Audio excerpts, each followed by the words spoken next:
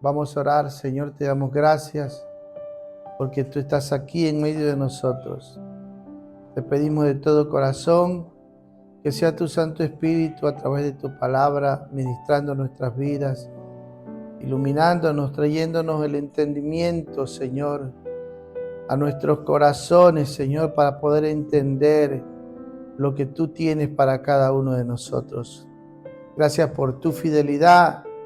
Gracias porque tú eres bueno. Gracias porque tú no cambias, Dios. Y tú eres el mismo de ayer y de todos los siglos. Que sea, Señor, tu Santo Espíritu, Señor, levantándonos, fortaleciéndonos, animándonos para la gloria de tu nombre. Enséñanos a seguir adelante, Señor, y a no desmayar. Te pedimos por todos aquellos, Señor, que están enfermos, que no han podido venir, por aquellos que están desanimados, por aquellos que están tristes, Señor. En Cristo Jesús, sé tú ministrando sus vidas, Señor, para la gloria tuya. Obra como solo tú lo sabes hacer, porque donde tú llegas todo pasa, Señor. Cambia todo, Señor.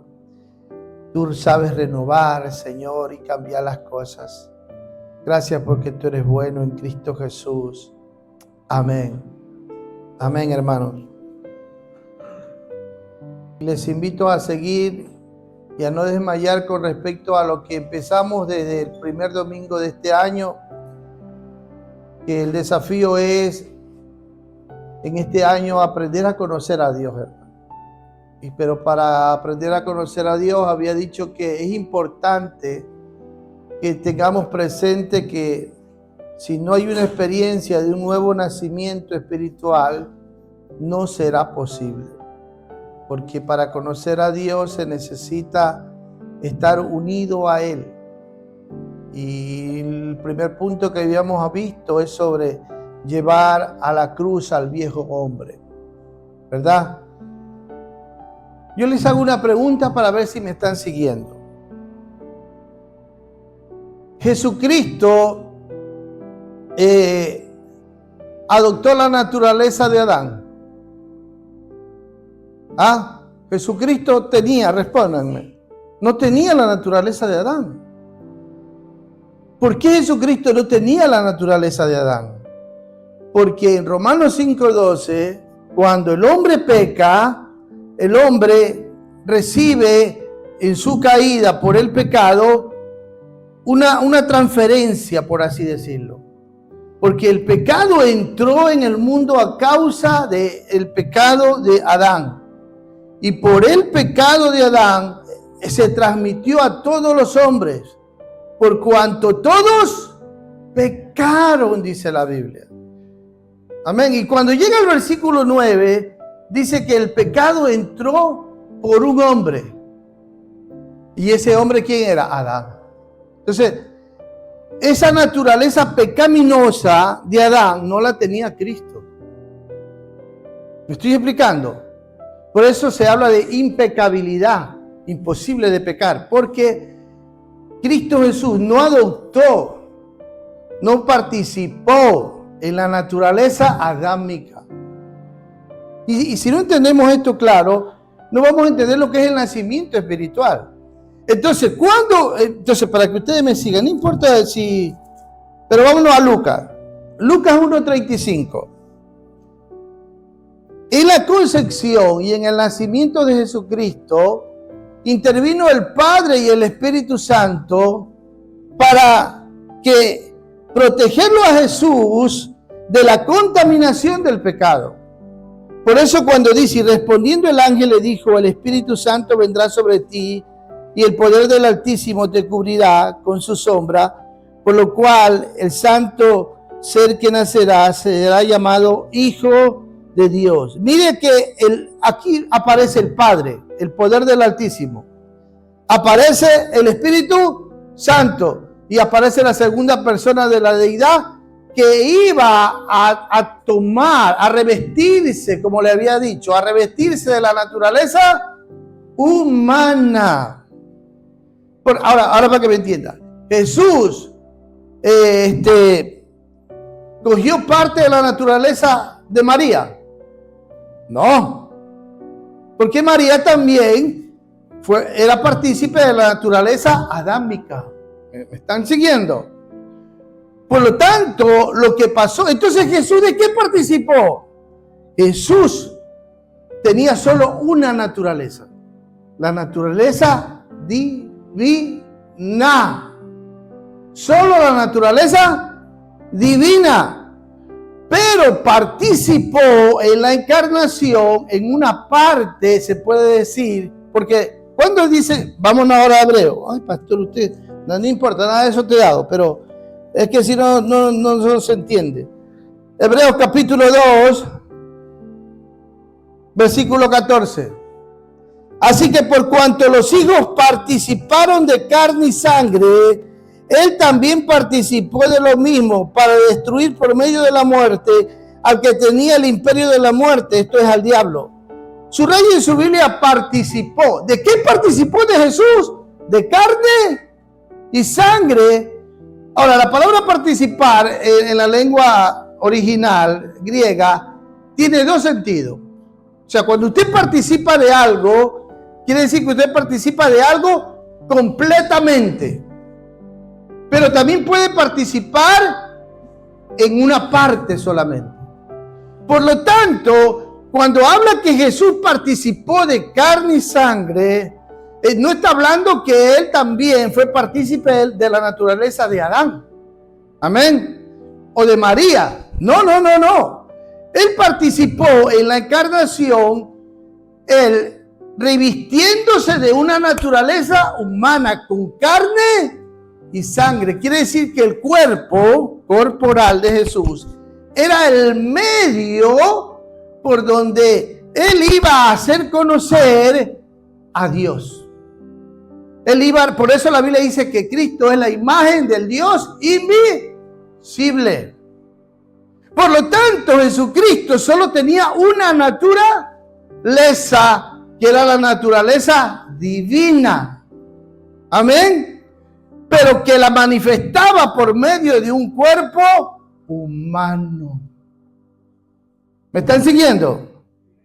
Entonces, a ver si me están siguiendo, le voy a hacer otra pregunta. Amén. A ver si están entendiendo.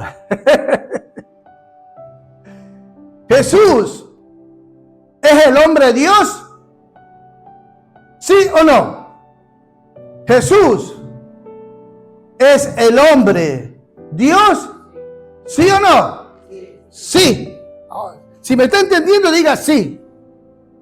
Y en Colosenses 2:9 dice la Biblia que en ese cuerpo corporal estaba toda la plenitud de la ley. Quiere decir que Jesucristo jamás dejó su deidad cuando se encarnó. Siguió siendo Dios. Él jamás dejó los atributos de ser omnipresente, omnisciente, omnipotente, aunque si estaba solo limitado en un cuerpo. ¿Están siguiendo? Entonces, por eso es que la vida de Jesús era impecable. O sea, no podía pecar. No podía pecar. Y entonces muchos dicen, ay, entonces ¿por qué dice que Jesús fue tentado en todo pero sin pecado? Entonces, si Él era impecable, no tenía la tendencia a pecar. Porque cuando la Biblia habla de la naturaleza adámica, habla de ese instinto pecaminoso que lo heredó toda la raza humana. Ese instinto estaba en Jesús. No. ¿Jesús conoció lo que era la concupiscencia? No, porque la concupiscencia tiene que ver con la naturaleza adámica. ¿Me están siguiendo? Entonces, si Jesús fue tentado en todo, ¿por qué Él no respondió al pecado? Aunque si Él probó hambre, sed, cansancio, fatiga, angustia, ¿sí o no? Por eso que pero entonces muchos dicen, entonces no hay razón de que Él, si no tenía esa tendencia para responder al pecado, ¿cómo pudo sentirse tentado? Es que cuando se limitó en la encarnación, tenía un cuerpo que experimentaba lo que nosotros experimentamos: cansancio, sueño, fatiga, aunque si no tenía ese instinto pecaminoso. ¿Me estoy explicando? Por eso en la tentación de Mateo 4 les hablé que él fue tentado en un momento de debilidad, cuando tuvo hambre. Y Satanás astutamente le dijo, en otras palabras le dijo así Satanás: mira, tú tienes hambre, es lícito que comas, es lícito que te alimentes, lo puedes hacer, ¿sí o no? ¡Claro! ¿Tienes el poder para hacerlo? ¡Claro! Porque Satanás le dijo, si eres el Hijo de Dios. Ahora les hago una pregunta, para ver que si me están siguiendo. ¿Satanás sabía que era el Hijo de Dios, sí o no? Sí, y entonces ¿por qué le dijo si eres el Hijo de Dios? Tentarlo, ¿por qué? ¿Por qué? Porque simplemente él sabía que tenía el poder para convertir la piedra en pan. Tenía una necesidad. Pero Jesús, mire ahí hay una gran lección.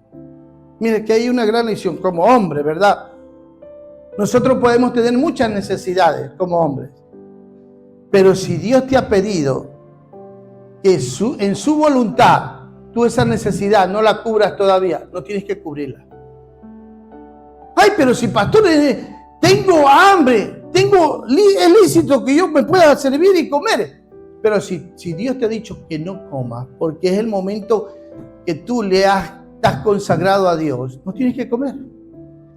Ahora, algo así pareció con Jesús. Él tenía la necesidad y podía hacerlo.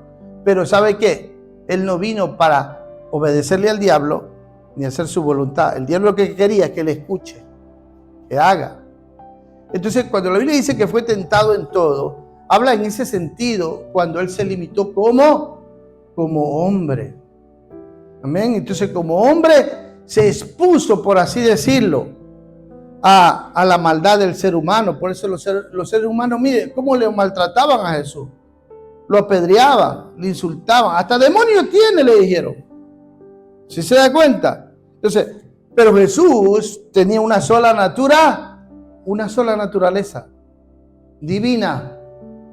Me estoy explicando, mis santos del Señor.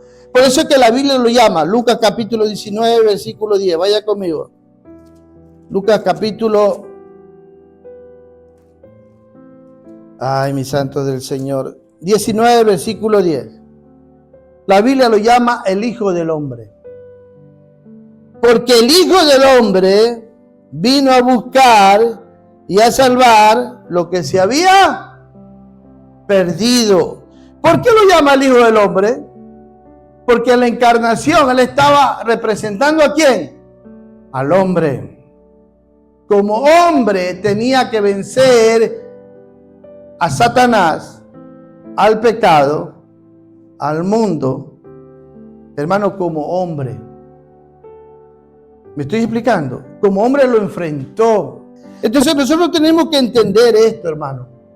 Que él poseía los elementos especiales que todo ser humano posee.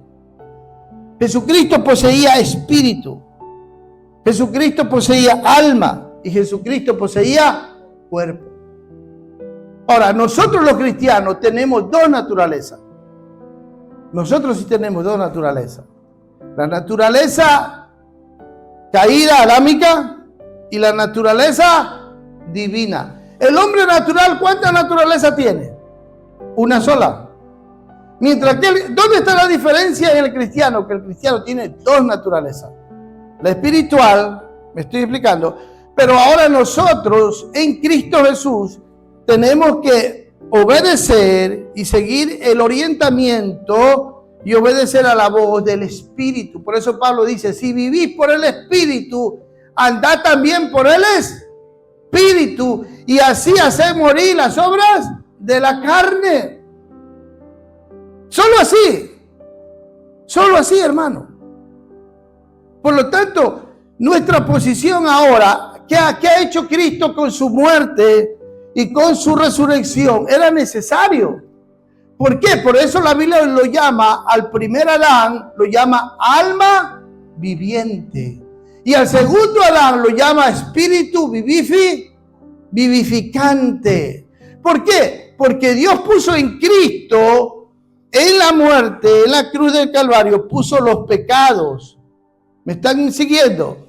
Pero en la resurrección es el canal que abre la comunicación de vida eterna. Por eso es espíritu vivificante. Entonces en Cristo Jesús nosotros recibimos una comunicación de vida, que es la vida de Dios, a nuestro espíritu. Por eso la Biblia dice que el que se une al Señor, un espíritu es con Él. ¿Por qué? Porque en el postrer Adán, Cristo Jesús, ¿dónde dice eso, pastor? Vamos a 1 de Corintios, capítulo 15. La Biblia dice así claramente, hermano. Bendito sea el Señor. Leamos el 45. Así también está escrito: fue hecho el primer hombre Adán alma viviente, y el postrer a Adán espíritu vivificante. Entonces Cristo en la resurrección comunica vida. ¿Qué vida comunica? La vida nueva. Ahora, quien ha nacido del espíritu ha estado unido al Cristo resucitado. Tenemos que entender esta diferencia. Nosotros no nos unimos a Jesús de Nazaret. Nosotros ahora en Cristo Jesús, en la salvación, somos unidos al Cristo que se levantó de los muertos, al Cristo resucitado. Por eso ahora estamos unidos al Adán vivificante, que transmite y comunica su propia vida. Los apóstoles hacían los milagros en el libro de los Hechos. ¿Y qué nombre usaban? Jesús. No usaban el nombre de Cristo Jesús. Decía, es Jesús de Nazaret. Cuando Pedro hace su primer milagro, entonces da testimonio Pedro usando, lo hemos hecho en el nombre de Jesús de Nazaret. Dando así testimonio que Jesús de Nazaret era el Cristo, el Mesías, a ese que ustedes mataron. ¿Se da cuenta de la diferencia? Porque Jesús de Nazaret era para testimonio. Cristo es el espíritu vivificante, el Mesías. Entonces todo aquel que se ha unido a Cristo ahora tiene una comunicación, una comunión de vida por su espíritu vivificante, que transmite la vida de Cristo al pecador. Por eso la Biblia dice, de modo que si alguno está en Cristo, nueva criatura, o sea, una nueva creación. El espíritu vivificante crea en ti un nuevo corazón, una nueva mente, un nuevo espíritu, una nueva orientación de vida que la da el Espíritu. Que la da el Espíritu Santo, hermano. Por lo tanto, nosotros tenemos que entender ahora en quién estamos, en quién vivimos y en quién nos movemos. Ahora sí, vamos a seguir viendo esto. Esto es lo que produce la renovación espiritual, y que ya les había dado la semana pasada sobre Efesios 4:24, que ahora dice, revestíos del nuevo hombre creado según Dios en la justicia y santidad de la verdad. Vestíos. Ahora, ¿por qué el Señor nos manda y tiene la autoridad de demandarnos eso a nosotros? Porque nos ha dado de su espíritu. Nos hemos unido al postrer Adán, que nos comunica ese espíritu vivificante, poder, vida. Por lo tanto, hermano, aquí Dios nos está diciendo, ¿cuál es el objetivo mayor de todo cristiano? Es llegar a la similitud con Cristo Jesús. Por lo tanto, ahora Dios en esa nueva creación que está haciendo en nuestras vidas, es que en ese nuevo hombre, mire, ese nuevo hombre nos lleva a vivir en justicia, en santidad y en verdad. Qué lindo, ¿verdad? Qué lindo. Entonces, y esto tiene que ver con conocer a Dios. Y se da cuenta que se originó en Dios, se originó todo en Dios. No es algo que yo pude producirlo, que yo pude producir la fe, yo puedo producir la santidad, la justicia. No, nosotros no podemos producir nada. Es el Espíritu de Dios que nos transmite la vida del Cristo vivificante, para que nosotros seamos, hermanos, testigos fieles de Él. Y por lo tanto aprendamos a vivir siguiendo las normas de Cristo, las pisadas de Cristo. Es importante que entendamos esto para poder vivir, hermano. La vida no nuestra, sino del Señor. Amén. No es la concupiscencia. Ahora, sigue más adelante, mi santo del Señor. Ahora, el hombre nuevo tiene un objetivo y es llegar a ser símile a Cristo, ¿no? Por tanto, nosotros todos, mirando a cara descubierta, y esto ya vimos, ¿no? Como un espejo, la gloria del Señor, somos transformados. ¿Y cuál es el espejo? ¿Cuál es el espejo? Ya lo había dicho. Es esta palabra. El espejo que Dios usa para ver nuestra imperfección y corregirnos y educarnos es esta palabra. Este es el espejo. Por eso que dice en Santiago, ahora vaya conmigo, no dice pastor, pero Santiago capítulo 1, para que se dé cuenta que lo que yo le digo es el espejo de la palabra. Versículo 22, pero sean hacedores de la palabra y no solamente oidores, engañando a vosotros mismos, porque si alguno es oidor de la palabra, pero no hacedor de ella, este es semejante a un hombre que considera en un espejo su rostro natural. ¿Cuál es el espejo? Esta palabra. ¿Sí se da cuenta que la Biblia está siendo comparada con un espejo? ¿Quién es bienaventurado entonces? El que aplica esta palabra en su vida, el que la vive, el que la ama, el que la obedece. Bienaventurado no es todo, hermano, el que oye la palabra, sino el que la considera como un espejo y se ve y no se olvida y dice, ay, tengo que arreglarme, tengo que ponerme así. Y la vive, la pone en práctica, y entonces gloria a Dios. ¿Por qué? Porque será un bienaventurado, hermano. Entonces hay un precio. Sigue más hacia adelante, hermano. Y entonces así va siendo transformado de gloria en gloria. Pero no es tu gloria, es la gloria del Señor. Es la gloria de Cristo. Entonces, amados, ahora somos hijos de Dios y aún no se ha manifestado. ¿Cuál es el fin? ¿Cuál es el fin de la fe en Cristo Jesús? Es que nosotros un día vamos a ser manifestados y seremos, subraya aquí, semejantes a Él. ¿Qué promesa, verdad? Esta es una promesa, hermano. Una promesa que tiene un valor eterno. Y le había dicho que toda la vida cristiana se basa en promesas. Toda la vida cristiana se basa en promesas. Y este es el fin de todas las promesas. Este versículo es el fin para mí de todas las promesas. Donde Dios dice, un día tú serás manifestado y serás semejante a mí. Y ahí dice, porque le veremos tal como Él es.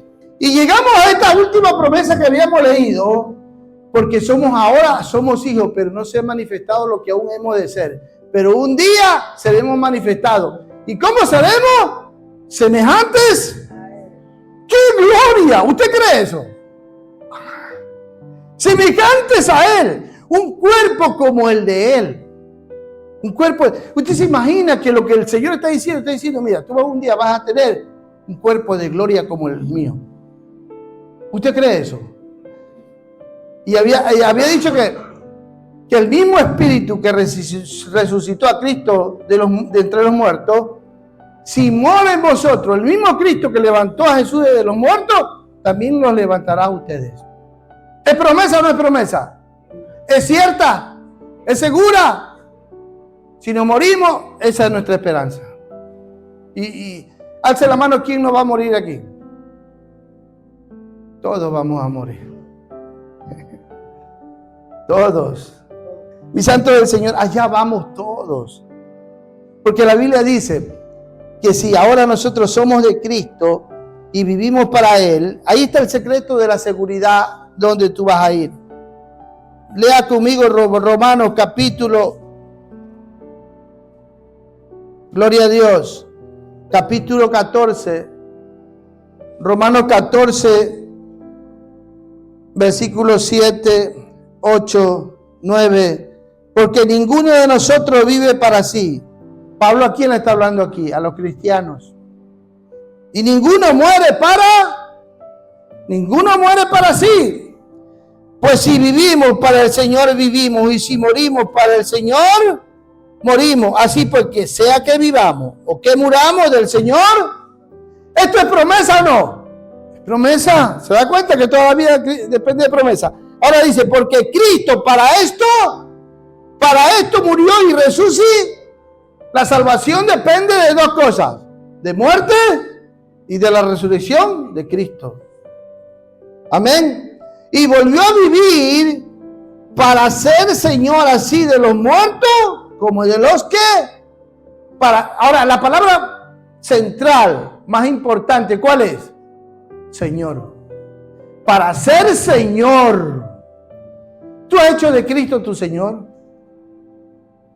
O sea, tu dueño absoluto, tu propietario.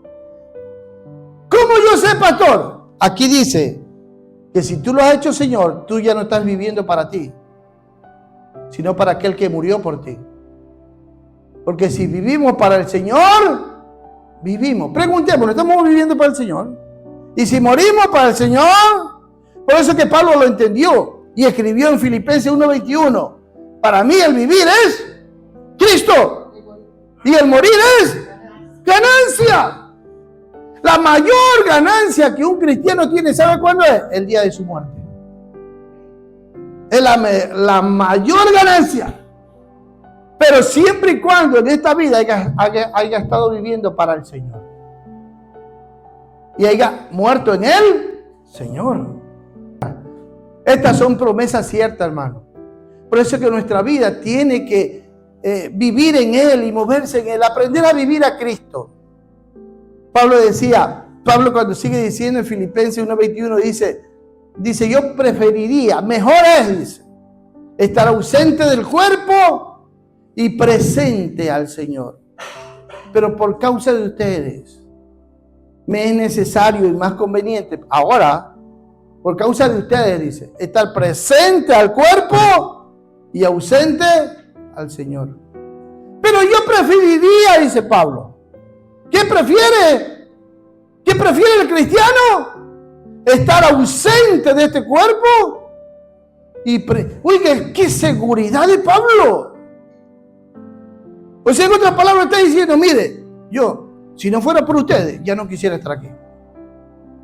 Eso está diciendo Pablo. Pero por causa de ustedes, Dios me tiene aquí. Porque si no, ya me hubiese llevado. Tremendo, ¿ah? Qué lindo. Pero ¿sabe por qué? Porque ahora, mi esposa leyó un pasaje que es tan importante para todo cristiano, hermano. Porque ahora nosotros hemos sido partícipes. Si usted lee 2 de Pedro, capítulo 1, versículo 4, dice que por las promesas, mire, por eso le digo, toda la vida cristiana depende de promesas. Léalo conmigo. 2 de Pedro, capítulo 1, versículo 4, dice, por medio de las cuales nos ha dado preciosas y grandísimas, ¿qué? Promesas. Para que por ella llegases a ser participantes, ¿de qué cosa? ¿De la naturaleza? ¡Aleluya! ¿Estamos entendiendo? Cristo murió y resucitó para transmitirnos su naturaleza divina por su espíritu y ser participantes de su naturaleza por medio de ¿qué? De las promesas. Ahora dice aquí, habiendo huido de la corrupción que hay en el mundo a causa de la concupiscencia, y aquí tiene que hablar con la concupiscencia, es la madre o el fundamento de la naturaleza humana, carnal, del hombre natural, del hombre perdido. Pero ahora nosotros hemos huido de la corrupción de la naturaleza caída, adámica. Y ahora por las promesas y por su espíritu estamos siendo participantes de la naturaleza divina. Pedro aquí está exaltando las virtudes o a la persona. Las virtudes. A las virtudes que se van desarrollando en el verdadero cristiano. Porque son promesas que le pertenecen a la naturaleza divina, al nuevo hombre que tiene en él. Por eso Pablo dice que el nuevo hombre se recrea mientras que el viejo se envejece. ¿Sí se da cuenta? Es triste verse las canas, hermano. Empezar a verse las canas. Yo les digo, cuando ya empecé a ver mis canas. Pero ¿sabes qué digo? Ahí está la promesa. Que este hombre tiene que irse así, ¿no? Aunque yo les dije que este año es el año de rejuvenecimiento. Mi santo del Señor, lo importante es que el nuevo hombre en Cristo Jesús, esté creciendo y desarrollándose. Amén. Tiene hambre, sed de seguir adelante. Entonces, esta es la única manera de conocer a Dios. ¿Cómo yo sé que una persona está conociendo a Dios? Porque está creciendo, añadiendo en su vida todo esto, siendo participante de todas estas virtudes. Es paciente, es lleno de amor, lleno de bondad, de gracia, de misericordia, sabe amar, sabe perdonar, es fuerte, sabe soportar tantas cosas. ¿Sabe por qué? Está siendo participante de la naturaleza. El que no está siendo participante de la naturaleza divina no soporta nada. Porque es débil, no está creciendo en el Señor. ¿Me estoy explicando? ¿Por qué usted cree que Esteban lo apedreaban? Y como que sin nada. Señor, no le tomé en cuenta. ¿Cómo? Entonces, esos son ejemplos, hermanos, para que nosotros aprendamos. De eso se trata, de ser partícipe de la naturaleza divina. Nosotros contamos con un poder, con una gloria. Nosotros contamos con virtudes santas. Y de aquí está hablando, dice, para ser participantes de la naturaleza divina. Mi santo del Señor, esto no es no habla de la vida futura, sino de la vida presente. Por eso dice, y el que abunda en estas cosas, en el cielo lo esperan ¿cómo? Con los brazos abiertos. Amplia entrada tienen. Amplia entrada, hermano. Está hablando a este tiempo. Es en este tiempo que nosotros, hermanos, en realidad aprendemos a conocer a Dios. Y el día de la muerte nos van a esperar allá con los brazos abiertos. ¿O es que vamos a pasar así? Como aquí mismo Pedro dice que el justo con dificultad el justo se salva, dice. Y la Biblia dice, ¿dónde aparecerá el impío y el pecador? Pastor, ¿dónde dice eso? Busque conmigo. Ay, mi santo del Señor. Y ya con esto sí los dejo.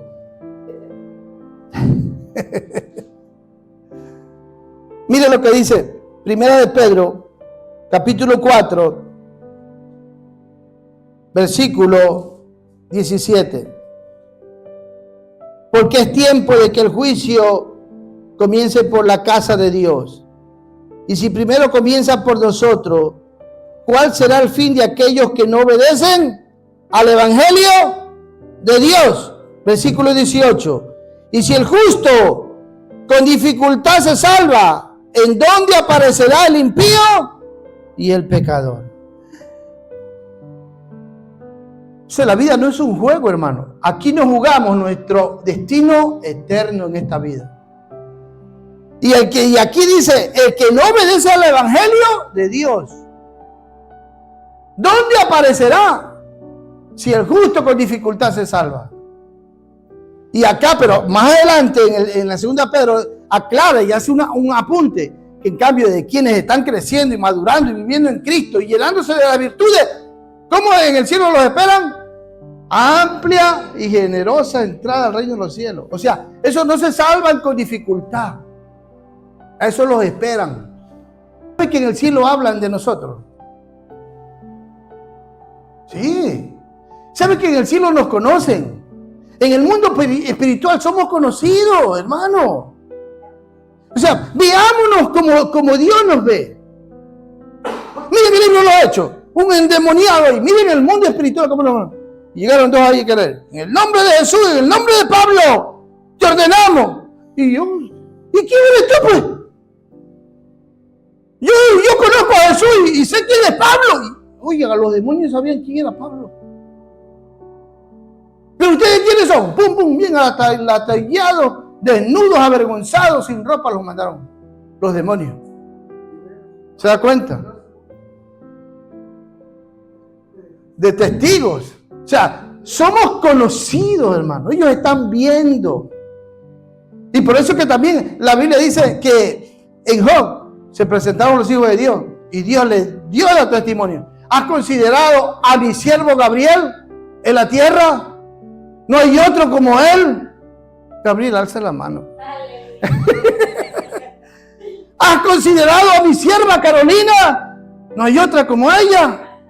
¿La has considerado? Mire, si ves que en el cielo hablan de nosotros. En el mundo espiritual somos conocidos.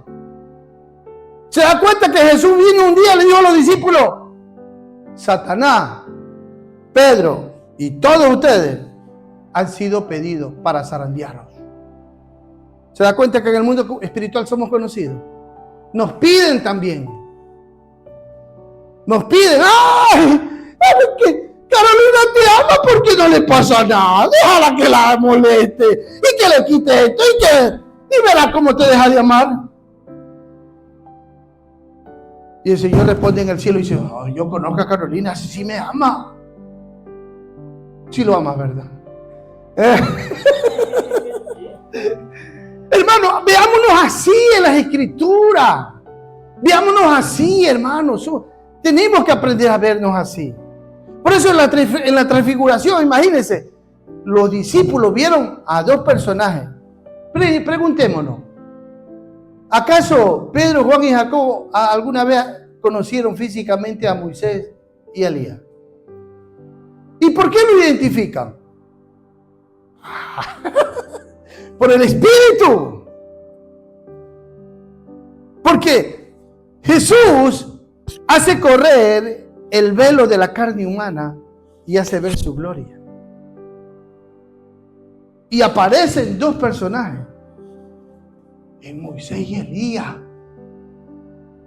Hagamos 3 altares. Todavía eran idólatras. No entendían ni papa.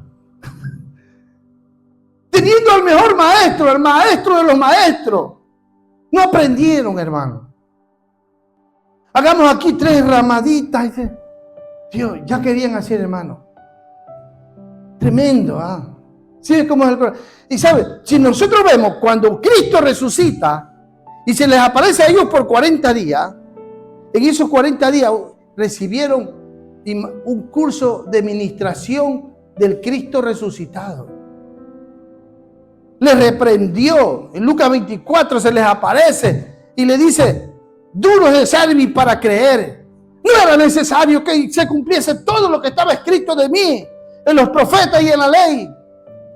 Y dice que les abrió el entendí para que empiecen recién en ese momento a entender las escrituras. O sea, ¿cuándo los discípulos empezaron a entender algo? Cuando Cristo resucita. Recién, y no entendieron todo, ¿ah? No entendieron todo. Porque cuando Él se va, en el libro de los Hechos, en el capítulo 1, antes de irse al cielo, le dice: oye, pregúntale tú. No, pregúntale tú. ¿Qué le preguntamos? Oye, y ahora es el tiempo en el que vas a restaurar todas las cosas y vas a implantar el reino. Porque ellos estaban esperando, ¿qué? A Cristo, el Mesías, que establezca el reino. Ellos dicen: ay, llegó el milenio. Ya Cristo va a reinar. O sea, y es ahora que a ustedes no les compete saber esas cosas. O ustedes tienen que ser mis testigos. Empezando en Jerusalén y serán investidos de poder. Vayan allá y serán investidos de poder. ¿Sabe qué? No entendían todavía nada. Hermano, así nos pasa a nosotros. Estamos en la iglesia y si está conociendo a Dios, y hágale una pregunta. Ay, hermanos, necesitamos aprender a vernos en las Escrituras, con los ojos de Dios. Y esta mañana cuando decía, Señor, y que Dios nos ve en Cristo Jesús sentado en los lugares celestiales. Y ya tú me ves allá, Señor. Y si tú me ves, yo también quiero verme. Yo le digo, hermano, vernos. O sea, Dios está haciendo una declaración sobre nuestras vidas. Yo ya los veo a ustedes con Cristo sentados en lugares celestiales. Dios dice, yo ya estoy declarando eso sobre ustedes. Ya los veo, ya están presentes acá. En otras palabras, ya están conmigo. Nos vemos con Dios. Si a veces dice, parece que Dios no me escucha, pastor, aunque usted sí lo escucha. O sea, no sabemos ni hablar muchas veces. ¿Sabe por qué? Nos pasa como los discípulos. No entendían, hermano. Y este año tiene que ser un año de cambiamiento, donde nos propongamos conocer a Dios de verdad. Porque Él nos ha dado de su naturaleza divina. Pongámonos en pie. Gloria sea al Señor. Señor, tú eres grande.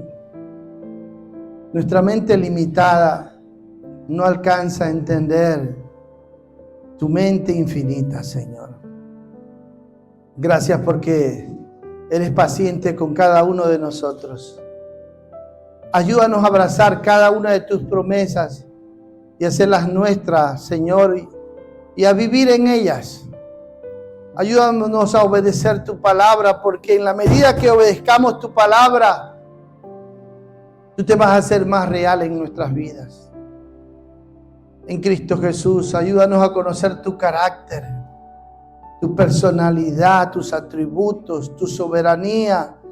Ayúdanos, Señor, a vivir en ti, a vernos en ti, a movernos en ti. Que este sea un año, Señor, en el que el mundo vea tu gloria, tu luz en nuestras vidas, Señor.